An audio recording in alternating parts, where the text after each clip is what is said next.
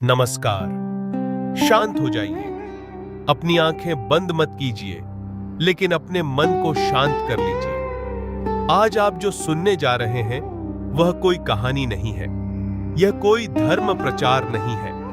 यह है भगवद गीता, जीवन जीने की कला। गीता उस समय कही गई जब एक महान योद्धा अपने ही लोगों को देखकर टूट गया, और आज हजारों साल बाद हम उसी अर्जुन की तरह अपने जीवन की कुरुक्षेत्र में खड़े हैं। डर, भ्रम, तनाव, भविष्य की चिंता। अगर आप भी कभी अपने जीवन से थक गए हैं तो यह ज्ञान आपके लिए है। आज हम पूरे 18 अध्यायों का सार शांत, स्पष्ट और सरल शब्दों में समझेंगे। यह वीडियो सिर्फ सुनने के लिए नहीं, जीने के लिए है। अध्याय 1, अर्जुन विषाद योग कुरुक्षेत्र का मैदान। एक नहीं, दो नहीं, हजारों रथ, हजारों सैनिक, शंखनाद की गूंज, धूल से ढका आकाश। युद्ध अब शुरू होने ही वाला है। एक ओर कौरवों की सेना, दूसरी ओर पांडवों की, और इसी युद्ध भूमि के बीच अपने रथ पर खड़ा है अर्जुन। अर्जुन कोई साधारण योद्धा नहीं है, वह महाबली है, श्रेष्ठ धनुर्धर है, जिसने देवताओं को भी युद्ध में पराजित किया है। लेकिन आज कुछ अलग है। आज उसका धनुष भारी लग रहा है, आज उसका हाथ कांप रहा है, आज उसका हृदय बोझिल है। वह श्री कृष्ण से कहता है, मुझे रथ को दोनों सेनाओं के बीच ले चलो। जब अर्जुन देखता है तो वह केवल शत्रु नहीं देखता, वह देखता है अपने गुरु द्रोणाचार्य को, अपने पितामह भीष्म को, अपने भाई बांधवों को, अपने मित्रों को, अपने ही रक्त और रिश्तों को। और यहीं अर्जुन टूट जाता है। उसकी आंखों से आंसू बहने लगते हैं, उसका शरीर शिथिल हो जाता है, उसका धनुष हाथ से गिर जाता है। वह कहता है, हे कृष्ण, इन अपनों को मारकर मैं किस सुख की कामना करूं? राज्य मिले तो भी क्या, विजय मिले तो भी क्या, जब उसके बदले अपने ही लोगों का रक्त हो। अर्जुन कहता है, मैं युद्ध नहीं कर सकता, मेरा मन साथ नहीं दे रहा, मुझे पाप का भय है। यह कोई कायरता नहीं है, यह मानवता है। यही अर्जुन की महानता है कि वह सोच रहा है, वह केवल जीत नहीं, परिणाम देख रहा है। यहीं से भगवद गीता शुरू होती है। ध्यान दीजिए, गीता युद्ध से नहीं, विषाद से शुरू होती है। गीता तब शुरू होती है जब एक शक्तिशाली व्यक्ति अंदर से टूट जाता है।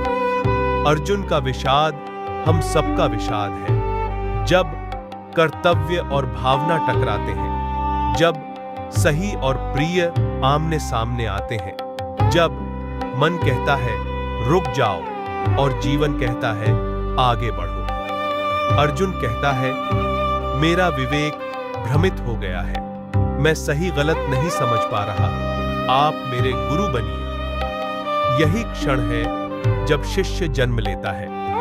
यह अध्याय हमें पहली और सबसे जरूरी सीख देता है। डर आना गलत नहीं है, दुखी होना गलत नहीं है, असमंजस में होना गलत नहीं है। गलत यह है डर से भाग जाना, कर्तव्य से पलायन करना, मन की उलझन को दबा देना।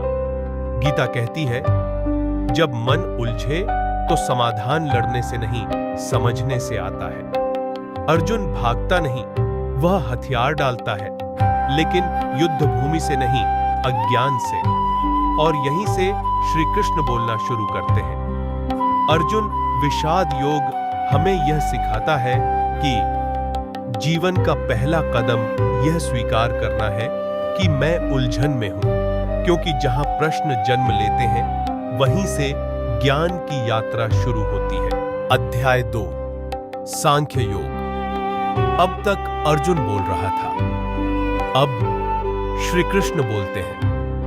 और ध्यान दीजिए, कृष्ण अर्जुन को डांटते नहीं, उसे कमजोर नहीं कहते, बल्कि उसे जगाते हैं। वे कहते हैं, अर्जुन, तुम उस चीज के लिए शोक कर रहे हो जो कभी नष्ट नहीं होती। यहीं से गीता का वास्तविक दर्शन शुरू होता है। कृष्ण अर्जुन को बताते हैं, अर्जुन, जिसे तुम मारने या मरने की बात कर रहे हो वह शरीर है। तुम शरीर नहीं हो, तुम आत्मा हो। आत्मा न जन्म लेती है, न मरती है, न जलती है, न कटती है, न भीगती है। शरीर बदलता है, आत्मा नहीं। फिर कृष्ण एक ऐसा उदाहरण देते हैं जो आज भी उतना ही सरल और गहरा है। जैसे मनुष्य पुराने वस्त्र त्याग कर नए वस्त्र धारण करता है, वैसे ही आत्मा पुराने शरीर छोड़कर नया शरीर धारण करती है। सोचिए, जब आप पुराने कपड़े उतारते हैं तो क्या आप दुखी होते हैं? नहीं, क्योंकि आप जानते हैं मैं वही हूं, बस वस्त्र बदल रहे हैं। कृष्ण कहते हैं, मृत्यु अंत नहीं है, मृत्यु परिवर्तन है। डर अज्ञान से पैदा होता है।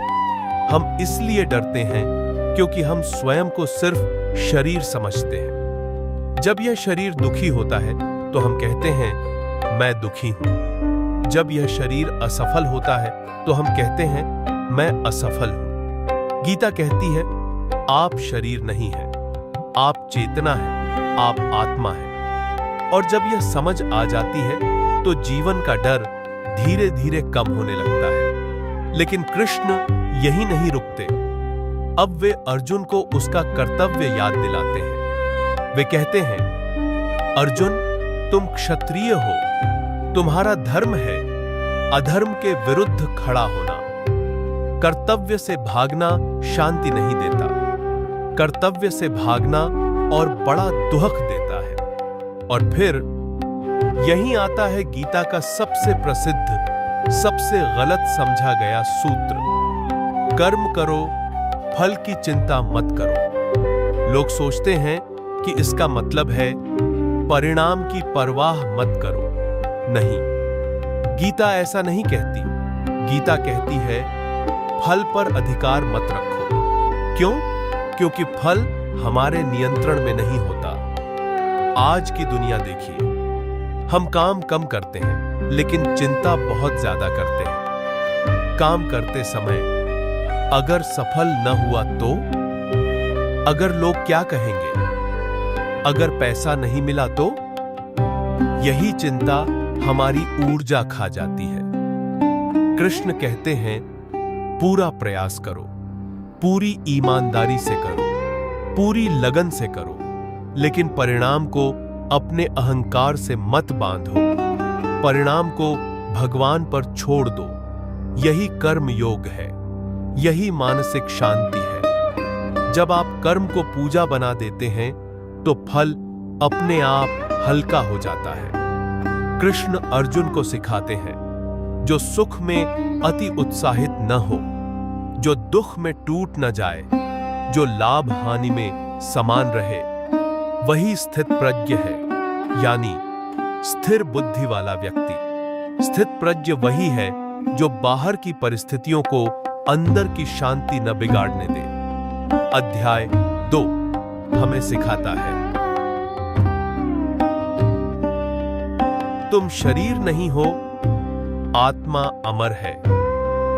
डर अज्ञान से आता है। कर्तव्य से भागना समाधान नहीं। कर्म करो, आसक्ति छोड़ो, और सबसे बड़ी बात, जब तुम सही कर्म करते हो तो ब्रह्मांड तुम्हारे साथ खड़ा हो जाता है। यहीं से अर्जुन का विषाद धीरे धीरे कम होने लगता है, और यहीं से गीता जीवन जीने की वास्तविक कला बन जाती है। अध्याय 3 कर्म योग। अर्जुन अब सुन रहा है। उसका मन पहले से थोड़ा शांत है, लेकिन एक प्रश्न अभी भी बाकी है। वह सोचता है, अगर ज्ञान इतना महान है तो फिर मुझे युद्ध क्यों करना चाहिए? यहीं से अध्याय 3 कर्म योग शुरू होता है। श्री कृष्ण कहते हैं, अर्जुन, इस संसार में कोई भी मनुष्य कर्म किए बिना नहीं रह सकता। सोचिए, क्या आप एक पल भी बिना कुछ किए रह सकते हैं? सांस लेना कर्म है, सोचना कर्म है, चुप रहना भी कर्म है। कर्म से भागना असंभव है। जो लोग कहते हैं मैं कुछ नहीं करूंगा, वह भी एक कर्म ही कर रहे होते हैं। कृष्ण आगे कहते हैं, काम छोड़ देना समाधान नहीं है, कर्तव्य से भागना मोक्ष का मार्ग नहीं है। सच्चा मार्ग है सही कर्म करना, यही कर्म योग है। कर्म योग का अर्थ है, जो करना तुम्हारे हिस्से में आया है उसे पूरे मन से करो, लेकिन अपने स्वार्थ से मुक्त होकर। सही कर्म ही पूजा है।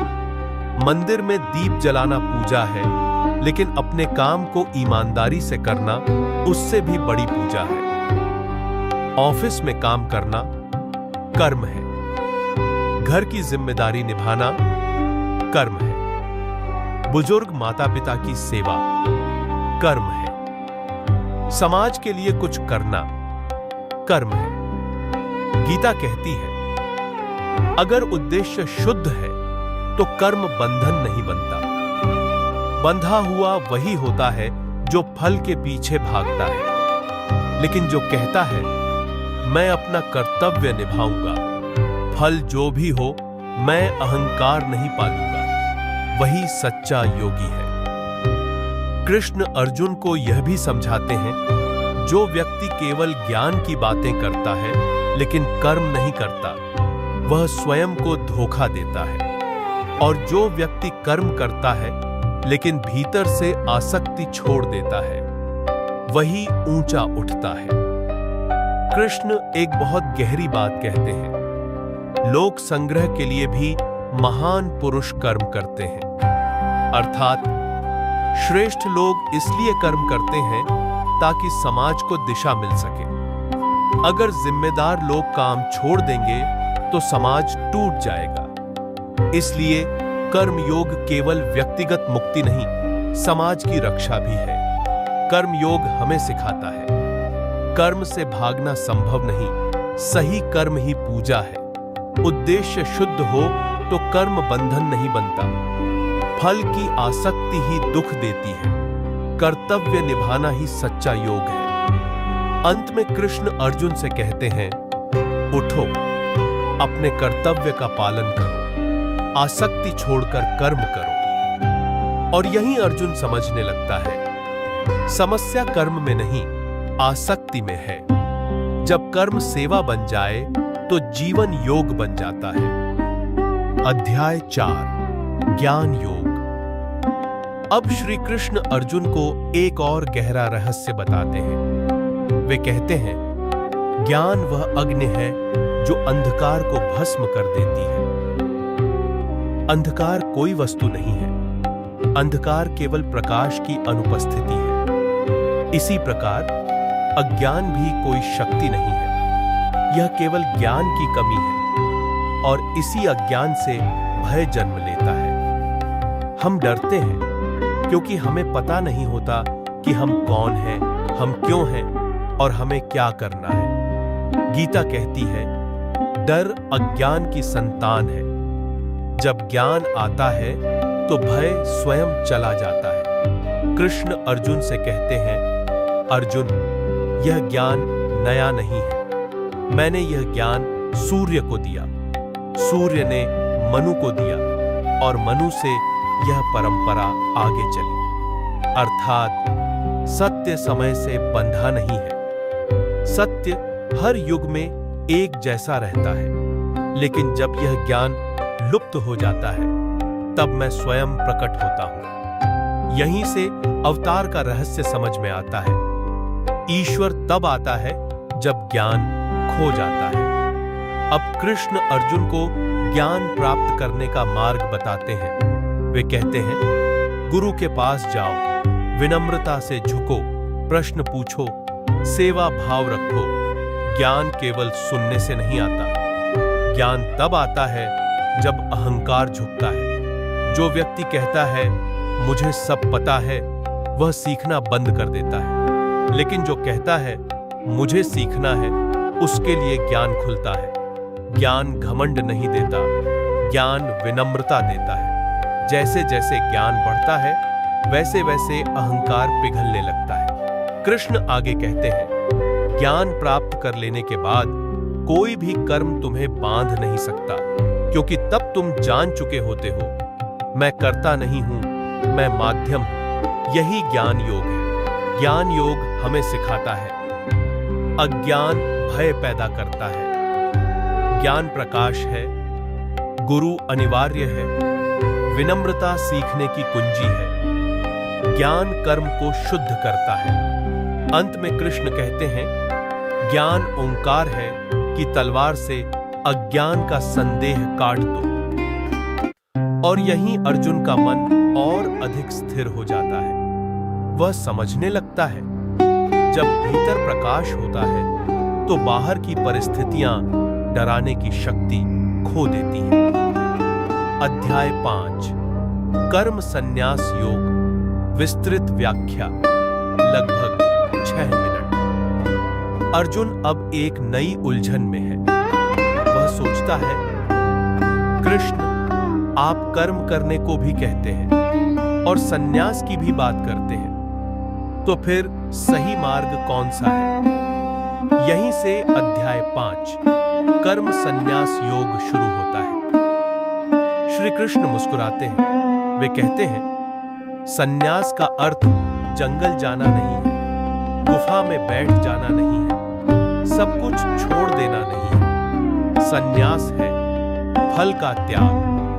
वह व्यक्ति जो कर्म करता है लेकिन अपने अहंकार को कर्म से नहीं जोड़ता, वही सच्चा सन्यासी है। कृष्ण कहते हैं, जो कहता है यह काम मैंने किया, वह बंध जाता है, और जो कहता है यह काम मुझसे हुआ, वह मुक्त हो जाता है। यही अंतर है अहंकार और समर्पण में। संन्यास और कर्म योग अलग नहीं है। कृष्ण स्पष्ट करते हैं, जो कर्म योग में स्थित है वही सच्चा सन्यासी है। अर्थात जो व्यक्ति कर्तव्य निभाते हुए भी अंदर से शांत रहता है, वही मुक्त है। आज के जीवन को देखिए, कोई व्यक्ति ऑफिस में काम करता है, घर की जिम्मेदारियां निभाता है, समाज में योगदान देता है, और फिर भी भीतर से शांत है। वह इसलिए शांत है क्योंकि उसने फल भगवान को सौंप दिया है। फल भगवान को समर्पित करना मानसिक शांति देता है। कृष्ण अर्जुन को बताते हैं, जो व्यक्ति सुख दुख में समान रहता है, लाभ हानि में नहीं डगमगाता, वही योगी है। ऐसा व्यक्ति कर्म करते हुए भी कर्म से बंधता नहीं। कृष्ण एक बहुत सुंदर बात कहते हैं, ज्ञानी व्यक्ति सभी प्राणियों को अपने समान देखता है। जब यह दृष्टि आती है तो द्वेष मिट जाता है, ईर्ष्या समाप्त हो जाती है, भय गलने लगता है। संन्यास का अर्थ है भीतर से हल्का होना। जब आप यह नहीं कहते, यह मेरा है, यह मेरा फल है, यह मेरी जीत है, तब जीवन बोझ नहीं रहता। कर्म संन्यास योग हमें यह सिखाता है। संन्यास बाहरी त्याग नहीं है, संन्यास फल का त्याग है। कर्म और संन्यास विरोधी नहीं। समर्पण से शांति आती है, अहंकार छोड़ना ही मुक्ति है। अंत में कृष्ण अर्जुन से कहते हैं, कर्म करो, फल मुझे सौंप दो और शांत रहो। और अर्जुन समझने लगता है, मुक्ति छोड़ने में नहीं, समर्पण में है। अध्याय 6 ध्यान योग। अब श्री कृष्ण अर्जुन को जीवन की सबसे सूक्ष्म चुनौती के बारे में बताते हैं। वे कहते हैं, मन दिखाई नहीं देता, लेकिन यह हमें सबसे ज्यादा नियंत्रित करता है। मन चंचल है, यह भटकता है, यह कभी भूत में चला जाता है, कभी भविष्य में। गीता कहती है, मन मित्र भी है और मन ही शत्रु भी है। जिसने मन को साध लिया उसके लिए मन मित्र है, और जिसने मन को नहीं जीता उसी के लिए मन सबसे बड़ा शत्रु बन जाता है। अर्जुन स्वयं स्वीकार करता है, हे कृष्ण, मन को नियंत्रित करना वायु को पकड़ने जैसा है। कृष्ण इस बात से असहमत नहीं होते। वे कहते हैं, हाँ अर्जुन, मन को नियंत्रित करना कठिन है, लेकिन असंभव नहीं। अभ्यास और वैराग्य से मन को वश में किया जा सकता है। यही ध्यान योग है। ध्यान कोई जादू नहीं है, यह कोई अचानक होने वाली घटना नहीं है, यह एक निरंतर अभ्यास है। कृष्ण ध्यान का सरल मार्ग बताते हैं। शांत स्थान चुनो, सीधी रीढ़ रखो, शरीर स्थिर रखो और मन को एक बिंदु पर टिकाओ। गीता कहती है, सांस पर ध्यान करो, सांस भीतर जा रही है, सांस बाहर आ रही है, बस देखो, बिना रोके, बिना बदले, रोज 5 से 10 मिनट, बस इतना। शुरुआत में मन भागेगा, विचार आएंगे, यादें उभरेंगी, योजनाएं चलेंगी। यह असफलता नहीं है, यह अभ्यास की शुरुआत है। जब भी मन भटके उसे डांटो मत, उसे भगाओ मत, बस धीरे से वापस सांस पर ले आओ। ध्यान का उद्देश्य मन को रोकना नहीं, मन को समझना है। धीरे धीरे मन शांत होने लगता है, जैसे मटमैला पानी कुछ समय बाद स्वयं साफ हो जाता है। कृष्ण कहते हैं, जो व्यक्ति सुख और दुख में समान रहता है, जिसका मन स्थिर है, वही सच्चा योगी है। ऐसा व्यक्ति भीड़ में भी शांत रहता है, अकेले में भी संतुलित रहता है। जिसने मन जीत लिया उसने जीवन जीत लिया। ध्यान योग हमें यह सिखाता है, मन को शत्रु न बनाओ, अभ्यास से मित्र बनाओ। रोज थोड़ा समय दो, परिणाम की जल्दी मत करो, शांति भीतर से आती है। अंत में कृष्ण कहते हैं, जो स्वयं को अपने भीतर खोजता है वह बाहर की दुनिया से डरना छोड़ देता है। और यहीं अर्जुन समझने लगता है, वास्तविक युद्ध बाहर नहीं, अंदर है। अध्याय 7, ज्ञान विज्ञान योग। अब श्री कृष्ण अर्जुन को ज्ञान का और भी गहरा रूप बताते हैं। वे कहते हैं, अर्जुन, मैं तुम्हें ऐसा ज्ञान दूंगा जिसे जान लेने के बाद कुछ भी जानना शेष नहीं रहेगा। यह केवल जानकारी नहीं है, यह अनुभव का ज्ञान है। यही है ज्ञान विज्ञान योग। कृष्ण समझाते हैं, इस संसार में 2 प्रकार की प्रकृति है। एक स्थूल प्रकृति, जिसे हम देख सकते हैं, छू सकते हैं, माप सकते हैं। पृथ्वी, जल, अग्नि, वायु, आकाश, मन, बुद्धि और अहंकार, ये सब ईश्वर की अपरा प्रकृति है। लेकिन एक और है परा प्रकृति, यानी चेतना, यानी जीवन, यानी आत्मा, जो इस पूरे संसार को जीवित रखती है। कृष्ण कहते हैं, यह पूरा ब्रह्मांड मेरे ऊपर टिका है, जैसे माला धागे पर टिकी होती है। धागा दिखाई नहीं देता, लेकिन माला उसके बिना नहीं रह सकती। वैसे ही ईश्वर दिखाई न दे, फिर भी हर जगह उपस्थित है।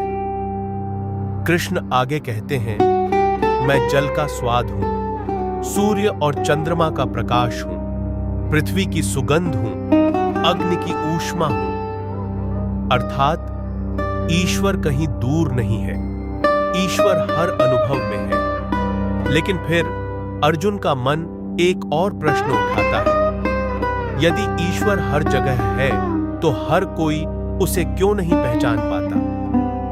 कृष्ण उत्तर देते हैं, क्योंकि माया है। माया आसक्ति, अहंकार, लोभ और डर। माया हमें सिर्फ दिखाई देने वाले पर विश्वास करना सिखाती है। कृष्ण कहते हैं, 4 प्रकार के लोग मुझे याद करते हैं, दुखी, जिज्ञासु, धन चाहने वाले और ज्ञानी, इनमें ज्ञानी मुझे सबसे प्रिय है, क्योंकि ज्ञानी कुछ पाने के लिए नहीं, सत्य को जानने के लिए ईश्वर की ओर जाता है। भक्ति का सबसे ऊंचा रूप ज्ञान से जन्म लेता है। अंत में कृष्ण एक बहुत महत्वपूर्ण बात कहते हैं, जो व्यक्ति मुझे हर कर्म में, हर क्षण में, हर प्राणी में देखता है, वह कभी भ्रमित नहीं होता। वह जानता है जो हो रहा है उसके पीछे भी एक गहरी व्यवस्था है। ज्ञान विज्ञान योग हमें सिखाता है संसार दो स्तरों पर चलता है, दृश्य और अदृश्य। ईश्वर हर अनुभव में है, माया हमें भटकाती है। सच्ची भक्ति ज्ञान से जन्म लेती है और यही अर्जुन समझने लगता है। ईश्वर को ढूंढने के लिए दुनिया छोड़नी नहीं पड़ती, दुनिया को समझना पड़ता है। अध्याय 8 अक्षर ब्रह्म योग। अर्जुन अब एक बहुत गहरा प्रश्न पूछता है। वह कहता है, हे कृष्ण, यह ब्रह्म क्या है, आत्मा क्या है, कर्म क्या है और मनुष्य मृत्यु के समय आपको कैसे स्मरण करे?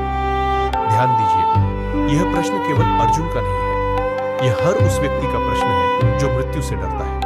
यहीं से अध्याय 8 अक्षर ब्रह्म योग शुरू होता है। श्री कृष्ण उत्तर देते हैं, ब्रह्म वह है जो कभी नष्ट नहीं होता, जो सदा है, जो शाश्वत है, जो बदलता नहीं, वही अक्षर ब्रह्म है। आत्मा उसी ब्रह्म का अंश है। शरीर नष्ट होता है पर आत्मा नहीं। कृष्ण कहते हैं, कर्म वह है जो जीव को इस संसार में बांधता है और मृत्यु के समय मनुष्य जैसा सोचता है, जैसा भाव रखता है, वही अगला जीवन तय करता है। यह बात बहुत गहरी है।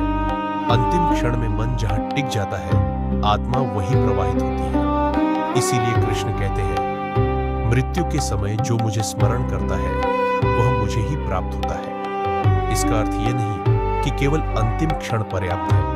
पूरे जीवन का अभ्यास अंतिम क्षण में प्रकट होता है। जैसा जीवन वैसी मृत्यु। यदि जीवन भर मन भटकता रहा तो मृत्यु में भी भटकेगा, लेकिन यदि जीवन भर मन ईश्वर में स्थिर रहा तो मृत्यु भी शांत होगी। कृष्ण अर्जुन को अभ्यास का मार्ग बताते हैं, निरंतर स्मरण, निरंतर ध्यान, निरंतर भक्ति। वे कहते हैं, जो व्यक्ति मन और प्राण को नियंत्रित कर भौहों के मध्य ध्यान स्थिर कर ओंकार का स्मरण करता है, वह परम गति को प्राप्त होता है। यह कोई रहस्यमयी प्रक्रिया नहीं है, यह जीवन भर की साधना का फल है। कृष्ण समय के रहस्य को भी बताते हैं। कुछ मार्ग आत्मा को मुक्त करते हैं, कुछ मार्ग पुनर्जन्म की ओर ले जाते हैं, लेकिन ज्ञानी इन मार्गों में नहीं उलझता, क्योंकि वह जानता है जो ब्रह्म को जान लेता है वह मार्गों से ऊपर उठ जाता है। कृष्ण कहते हैं, यह संसार नाशवान है, ब्रह्मलोक तक भी पुनरावृत्ति है, लेकिन जो मुझे प्राप्त कर लेता है वह फिर जन्म नहीं लेता। यही अंतिम शांति है। अध्याय 8 हमें मृत्यु से डराना नहीं सिखाता, यह हमें मृत्यु के लिए तैयार होना सिखाता है। अक्षर ब्रह्म योग हमें सिखाता है, ब्रह्म शाश्वत है, आत्मा अमर है, मृत्यु अंत नहीं, परिवर्तन है। अंतिम विचार अत्यंत महत्वपूर्ण है। जीवन भर की साधना मृत्यु को शांत बनाती है और यही अर्जुन समझने लगता है, डर मृत्यु से नहीं है, डर अज्ञान से है। जब जीवन सही दिशा में हो तो मृत्यु भी भयावह नहीं होती। अध्याय 9 राज्य विद्या राज गुह्य योग। श्री कृष्ण अब अर्जुन से कहते हैं, अर्जुन, अब मैं तुम्हें सबसे गोपनीय ज्ञान बताने जा रहा हूं। यह कोई साधारण ज्ञान नहीं, यह है राज्य विद्या ज्ञानों का राजा और साथ ही राजगुह्य सबसे गुप्त रहस्य। कृष्ण कहते हैं, यह ज्ञान पवित्र है, सीधा अनुभव कराया जा सकता है और इसे समझने के बाद मनुष्य कभी भ्रमित नहीं होता। फिर श्री कृष्ण एक अद्भुत सत्य बताते हैं, मैं इस संपूर्ण ब्रह्मांड में व्याप्त हूं, फिर भी उससे अलग हूं। यह समझना कठिन है, लेकिन उदाहरण से समझिए, जैसे आकाश सब में व्याप्त है पर किसी से बंधा नहीं, वैसे ही भगवान संसार में रहते हुए भी उससे बंधते नहीं। कृष्ण कहते हैं, यह पूरी सृष्टि मेरे अधीन है, लेकिन मैं कर्मों में लिप्त नहीं हूं। कर्म होते हैं, फल आते हैं, जाते हैं, पर भगवान से खुलता है। कृष्ण कहते हैं, जो लोग मुझे नहीं जानते वे मुझसे दूर रहते हैं, लेकिन जो मुझे सच्चे भाव से पूछते हैं मैं उनकी कमी पूरी करता हूँ। यह गीता की सबसे आश्वस्त करने वाली बातों में से एक है। जो मेरे प्रति अनन्य भक्ति रखता है उसके योगक्षेम का मैं स्वयं वहन करता हूँ।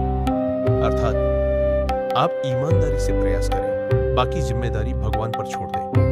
फिर कृष्ण एक बहुत सुंदर बात कहते हैं, भक्ति के लिए बड़ा होना जरूरी नहीं। राजा हो, गरीब हो, पापी हो, अशुद्ध समझे जाने वाले हो, यदि भाव शुद्ध है तो भगवान स्वीकार करते हैं। कृष्ण कहते हैं, यदि कोई पत्ता, फूल, फल या जल भक्ति से अर्पित करता है तो मैं उसे स्वीकार करूंगा।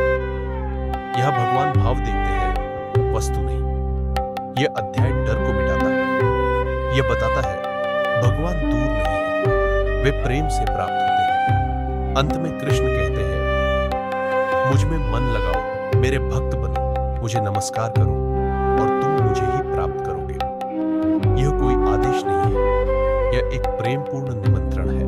अध्याय 10 विभूति योग। श्री कृष्ण अब अर्जुन से और गहराई से बोलते हैं। वे कहते हैं, अर्जुन, अब मैं तुम्हें बताऊंगा कि इस संसार में मैं कहां कहां हूं। यह अध्याय भगवान को मंदिर से निकालकर जीवन में उतार देता है। कृष्ण कहते हैं, सब कुछ मुझसे उत्पन्न हुआ है, मुझसे ही चलता है और मुझ में ही विलीन होता है। जो यह जान लेता है वह भय से मुक्त हो जाता है। फिर श्री कृष्ण अपनी विभूतियां बताते हैं। विभूति यानी ईश्वर की विशेष उपस्थिति। वे कहते हैं, मैं आत्मा हूं हर जीव के भीतर, अर्थात आपके अंदर जो सच बोलता है, जो करुणा जगाता है, जो सही का मार्ग दिखाता है, वही मैं हूं। कृष्ण कहते हैं, पर्वतों में मैं मेरु हूं, नदियों में मैं गंगा हूं, वृक्षों में मैं पीपल हूं, पशुओं में मैं सिंह हूं, अस्त्रों में मैं वज्र हूं। वे बताते हैं, जो भी श्रेष्ठ है, शक्तिशाली है, सुंदर है, तेजस्वी है, वह मेरी शक्ति का अंश है।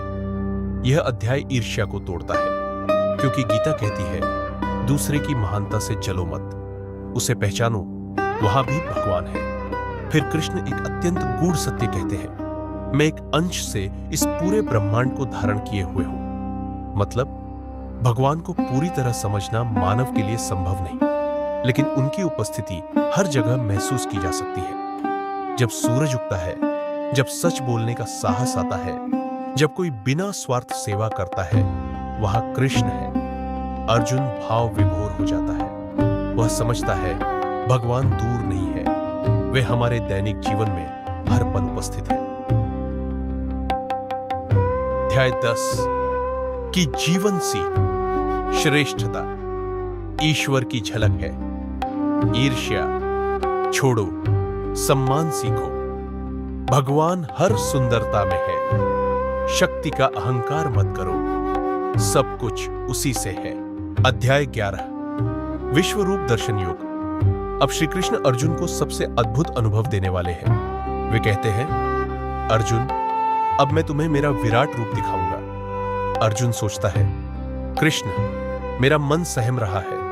आप जो ज्ञान देते हैं वह तो शांति देता है, लेकिन विराट रूप। श्री कृष्ण कहते हैं, जो आंखें भौतिक है वे यह रूप नहीं देख सकती, पर जो आंखें भक्ति और ध्यान से खुली हो वे देख सकती हैं। और अर्जुन वही अनुभव करता है।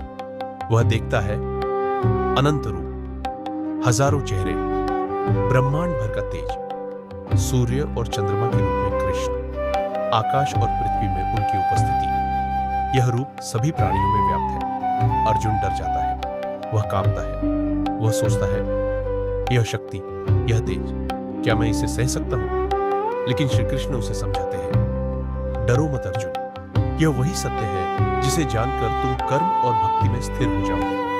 फिर कृष्ण बताते हैं, जो कुछ भी है, संपूर्ण ब्रह्मांड, सभी देवता, सभी प्राणी, वही मेरा अंश है।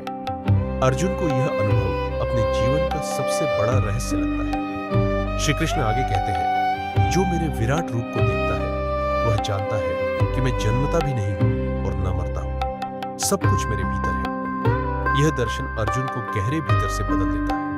वह समझता है सारा भय, मोह, भ्रम सब क्षणिक है, केवल ईश्वर और उनका विराट रूप स्थिर है। अध्याय 11 की जीवन सीख। भगवान का विराट रूप हर जगह है। भक्ति और ध्यान से इसे अनुभव किया जा सकता है। सारा ब्रह्मांड भगवान का अंश है।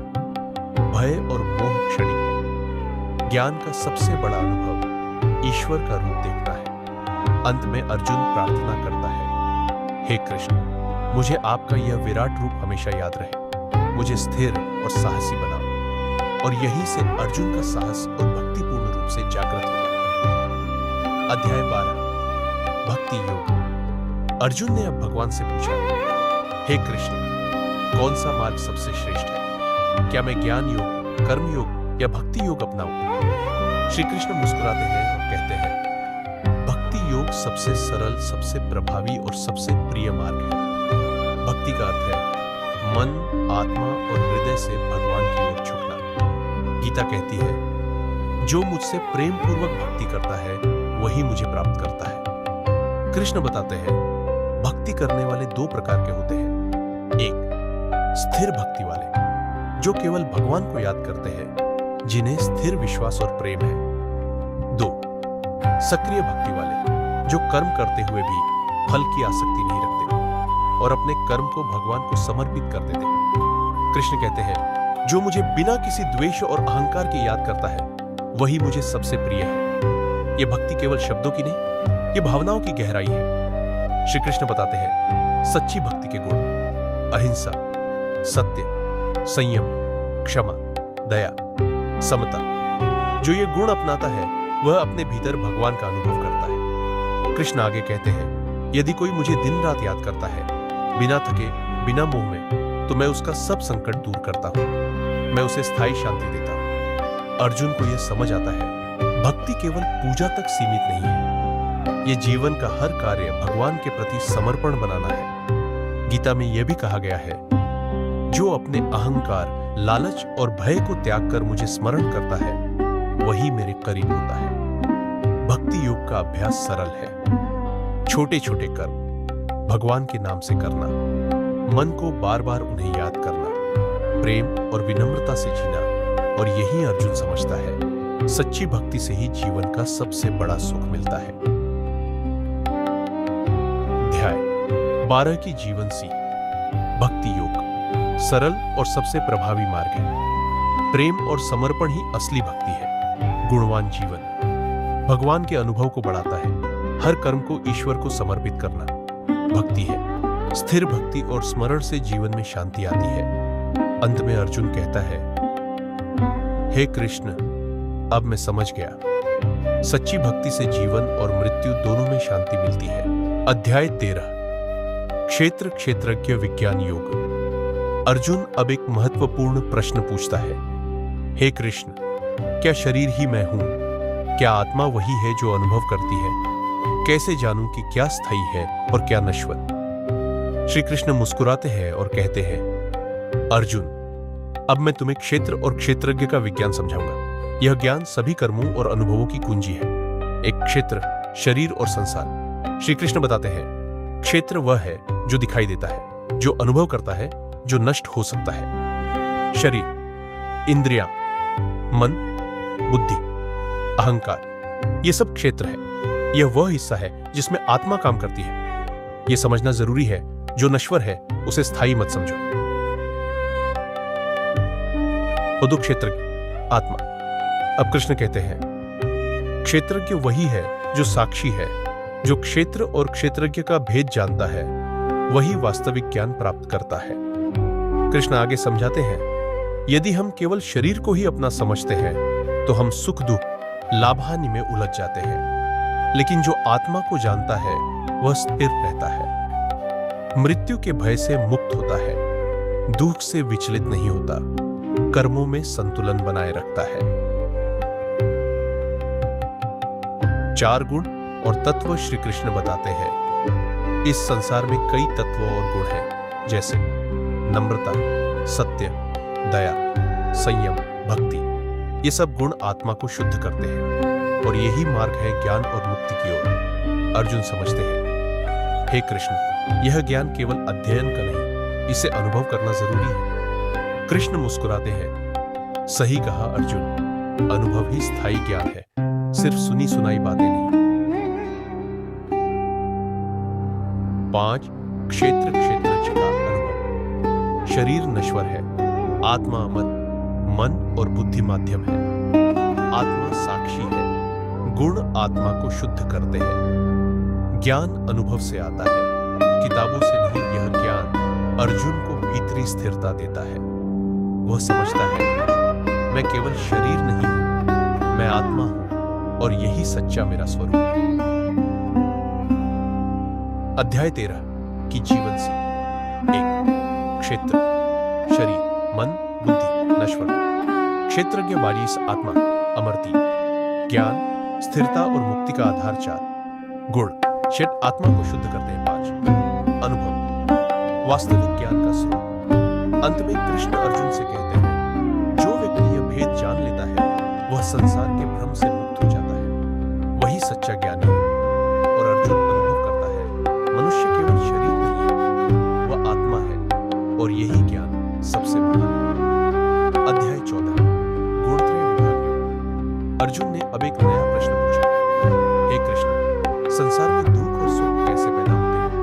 लोग अलग अलग क्यों सोचते हैं, अलग अलग क्यों अनुभव करते हैं? श्री कृष्ण मुस्कुराते हैं और कहते हैं, अर्जुन, यह सब गुणों के कारण होता है और यही संसार की कार्यप्रणाली है। एक 3 गुण, सत्व, रजस, तमस। कृष्ण बताते हैं, संसार में हर कर्म और विचार 3 गुणों में बांटा जा सकता है।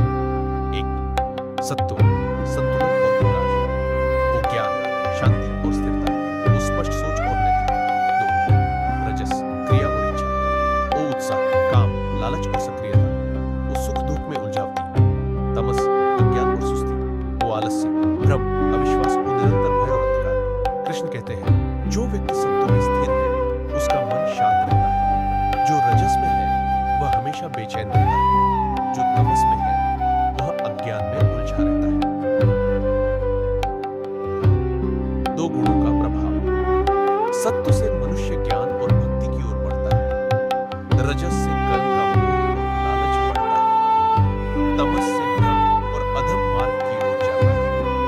कृष्ण अर्जुन को समझाते हैं, सभी गुण मेरे भीतर हैं, यह संसार उन्हें अनुभव करता है, लेकिन जो सत्व में बढ़ता है वही परमात्मा के निकट पहुंचता है। 3 मुक्ति का मार्ग गीता कहती है, सत्व गुण बढ़ाओ, ज्ञान और शांति। रजस और तमस का त्याग करो, मोह और अज्ञान से मुक्ति कृष्ण स्पष्ट करते हैं। जो व्यक्ति इन गुणों से ऊपर होता है वही मुक्त है। सत्व, रजस और तमस उसके लिए बाधा नहीं बनते। इसका अर्थ यह है, गुण हमारे कर्म और विचारों को प्रभावित करते हैं। ज्ञान और अभ्यास से हम इन गुणों पर नियंत्रण पा सकते हैं और अंततः शाश्वत शांति प्राप्त कर सकते हैं। 4 जीवन में उपयोग। कृष्ण अर्जुन को यह बताते हैं, अपने मन और विचार को सत्व की ओर मोड़ो। कर्म करते समय फल की आसक्ति मत रखो। अज्ञान और आलस्य को छोड़ो। ज्ञान और भक्ति से जीवन में स्थिरता लाओ। यह ज्ञान सिर्फ समझने का नहीं, अनुभव करने का है। अर्जुन अनुभव करता है, हे कृष्ण, अब मैं जान गया कि मेरा मन, मेरा शरीर, मेरे कर्म ये 3 गुणों से प्रभावित है और इन्हें समझकर ही मैं मुक्त हो सकता हूं। अध्याय 14 की जीवन सी। 1 संसार 3 गुण, सत्व, रजस, तमस से चलता है। तो गुण हमारे कर्म और विचार प्रभावित करते हैं। 3 सत्व बढ़ाओ, रजस तमस त्यागो। 4 ज्ञान और भक्ति से शांति और मुक्ति मिलती है। 5 गुणों से ऊपर उठकर ही वास्तविक स्वतंत्रता मिलती है। अध्याय 15 पुरुषोत्तम योग। श्री कृष्ण अब अर्जुन को संसार और परमात्मा के संबंध का सबसे महान दर्शन देते हैं। वे कहते हैं, अर्जुन, यह संसार एक वृक्ष के समान है जिसकी जड़ ऊपर और शाखाएं नीचे है। यह उल्टा पेड़ है, इसकी जड़ परमात्मा में है और इसकी शाखाएं इस भौतिक जगत में फैली है। एक उल्टा वृक्ष संसार और जीवन कृष्ण समझाते हैं। यह उल्टा वृक्ष जड़ से ऊपर, पत्ते से नीचे। यह वृक्ष प्रतीक है संसार का। जीव इस वृक्ष के पत्तों, शाखाओं और तनों में उलझा रहता है। अर्जुन सोचता है, मैं इस उलझे वृक्ष को कैसे समझूं? कृष्ण मुस्कुराते हैं और कहते हैं, सच्चा ज्ञानी वही है जो इस वृक्ष के मूल यानी परमात्मा को जान लेता है। 2 पुरुषोत्तम। परमात्मा श्री कृष्ण बताते हैं, परमात्मा ही संपूर्ण जगत का आधार है। जो जीव संसार में भटका है वही उसकी कृपा से मुक्त हो सकता है। यही पुरुषोत्तम योग है, सत्य और ईश्वर का ज्ञान प्राप्त करना। वे आगे कहते हैं, जो मुझसे संपूर्ण समर्पण करता है मैं उसे हर बाधा से मुक्त करता हूं। मैं उसे शाश्वत सुख और शांति प्रदान करता हूं। 3 जीव और परमात्मा का संबंध गीता कहती है। आत्मा अमर है, शरीर नश्वर है, संसार और जीव वृक्ष के पत्ते हैं। परमात्मा ही जड़ और आधार कृष्ण अर्जुन को समझाते हैं। जो व्यक्ति जानता है कि मैं पुरुषोत्तम हूं, वह जीवन और मृत्यु के बंधनों से मुक्त हो जाता है। अतः पुरुषोत्तम योग हमें सिखाता है, 1. संसार की अस्थायी वस्तुओं में मत उलझो, हमेशा परमात्मा की ओर दृष्टि रखो। 3. समर्पण और भक्ति से जीवन स्थिर और सुखी बनाओ जाए। जीवन में उपयोग, अपने कर्म करते हुए फल की आसक्ति छोड़ो, भौतिक जीवन में स्थिर रहो, मन और आत्मा को परमात्मा से जोड़ो। कृष्ण कहते हैं, जो मुझे समर्पित है वह संसार में स्थिर है, वही पुरुषोत्तम योग में स्थित है। अर्जुन अब पूरी तरह समझ गया, संपूर्ण संसार के बावजूद केवल पुरुषोत्तम ही शाश्वत है और जो उसे जान लेता है वही मुक्त होता है। अध्याय 15 की जीवन सीख। वर्ड, संसार एक उल्टा वृक्ष है, अस्थायी और ब्रह्मपूर्ण 2। परमात्मा ही जड़ है, सबका आधार है 3। पुरुषोत्तम योग, ईश्वर का ज्ञान प्लस समर्पण 4। भौतिकता में उलझने से बचो, स्थिर रहो 5। समर्पण और भक्ति से शांति और मुक्ति मिलती है। अध्याय 16, दैवासुर संपद विभाग योग। श्री कृष्ण अब अर्जुन को संसार में मौजूद 2 प्रकार की प्रवृत्तियों के बारे में बताते हैं। वे कहते हैं, अर्जुन, यह संसार 2 प्रकार की संपदाओं से बना है, दैवी संपदा और असुरी संपदा। यह समझना बहुत महत्वपूर्ण है क्योंकि यही मनुष्य के जीवन का मार्गदर्शन करता है। 1. दैवी संपदा, गुणवान गुण। दैवी संपदा वे गुण हैं जो जीवन को उज्जवल बनाते हैं, सच्चाई, भक्ति और सफलता की ओर ले जाते हैं। मुख्य गुण है भय और अहंकार से मुक्ति, दया और करुणा, सत्य और संयम, आत्मनियंत्रण, नम्रता और ज्ञान।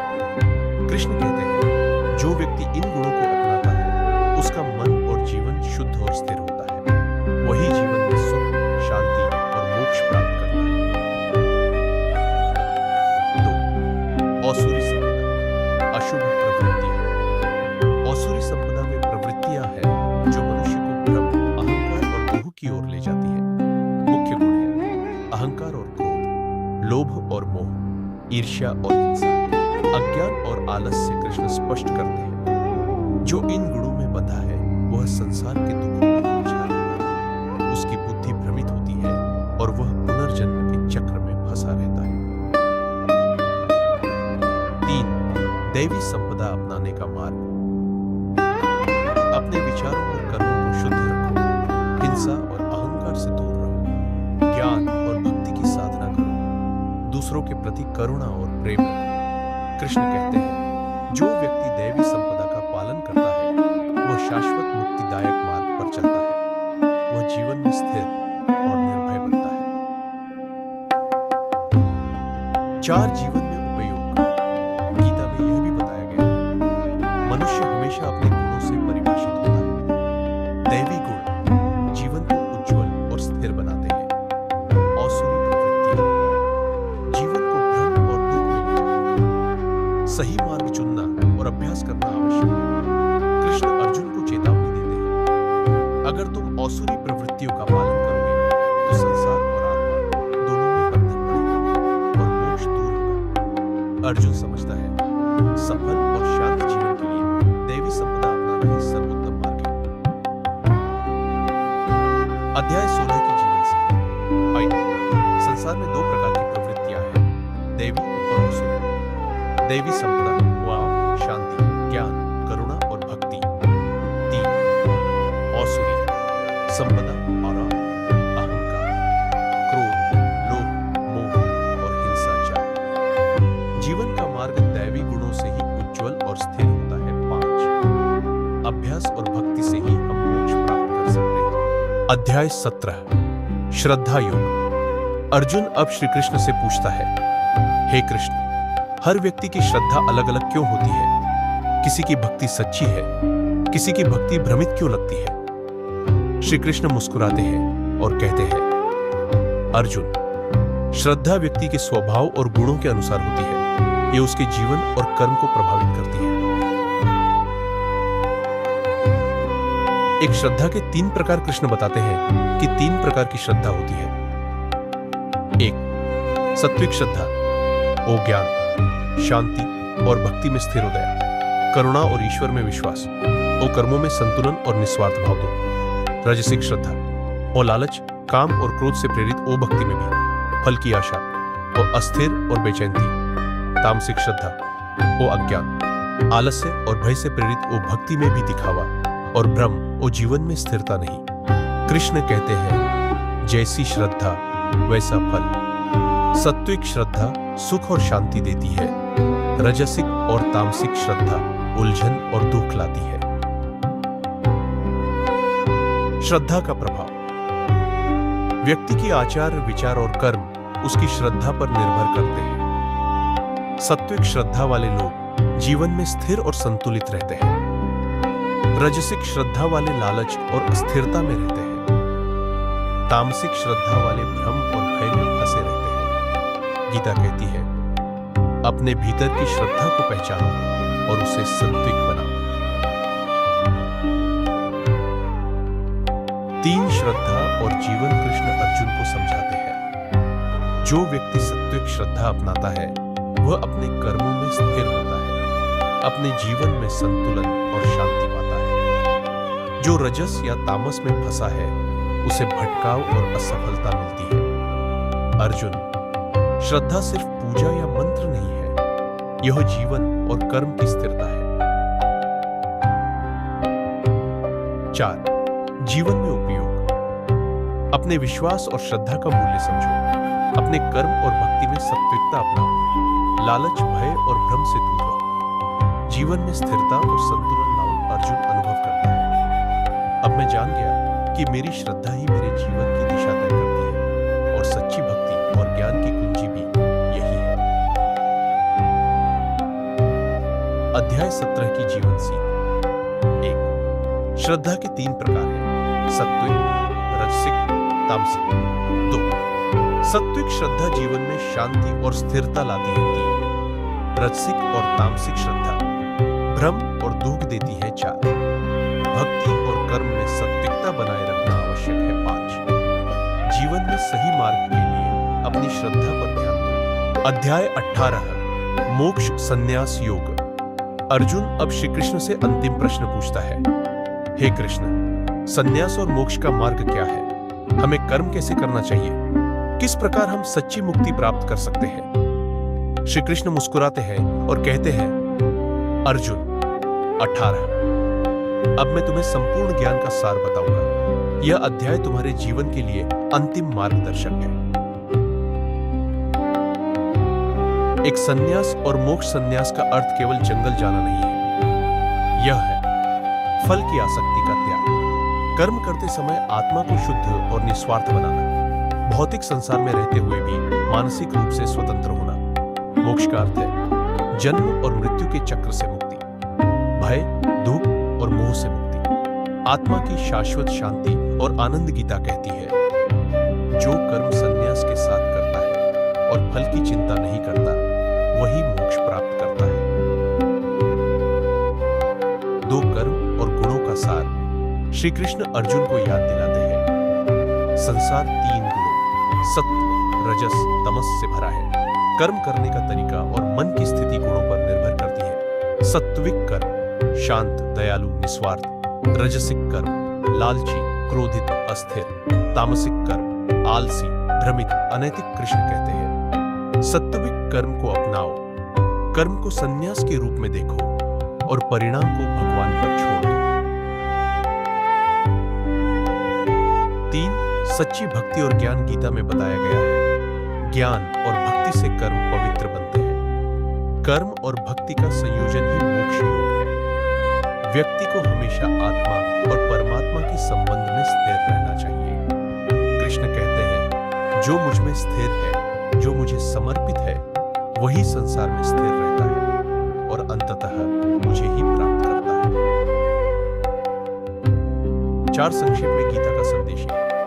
आत्मा अमर है, शरीर नश्वर होता, कर्म करना आवश्यक है, पर फल की आसक्ति त्याग होती। ज्ञान, भक्ति और कर्म का संयोजन जीवन को स्थिर बनाता है। 4 सात्विक गुण अपनाओ, रजस और तमस त्यागो। 5 सच्चा संन्यास, मानसिक और भावनात्मक स्वतंत्रता चाहिए।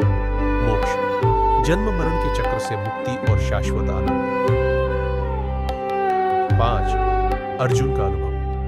अर्जुन अब समझता है, हे कृष्ण, अब मैं जान गया, केवल कर्म करना ही पर्याप्त नहीं है, उसे भक्ति और ज्ञान से जोड़ना आवश्यक है, और केवल वही मनुष्य शाश्वत शांति प्राप्त करता है।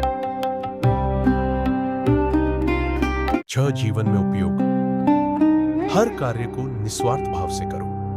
भय, लालच और मोह से मुक्त रहो। गुणों और श्रद्धा के अनुसार जीवन जियो। ज्ञान, भक्ति और कर्म के संतुलन से जीवन को स्थिर बनाओ। यही गीता का सबसे बड़ा उपदेश है। अध्याय 18 मोक्ष संन्यास योग की जीवन सीख 1। कर्म करो पर फल की चिंता मत करो। 2 संन्यास का अर्थ मानसिक स्वतंत्रता और निस्वार्थता। 3 मोक्ष, जन्म मरण से मुक्ति और शांति। 4 सात्विक गुण अपनाओ, रजस और तमस त्यागो। 5 ज्ञान, सब भक्ति, कर्म, जीवन का सर्वोत्तम मार्ग। इस अध्याय के साथ भगवत गीता का संपूर्ण सार समाप्त होता है। यह जीवन को संतुलित, शांत और मुक्त बनाने वाला मार्गदर्शन है।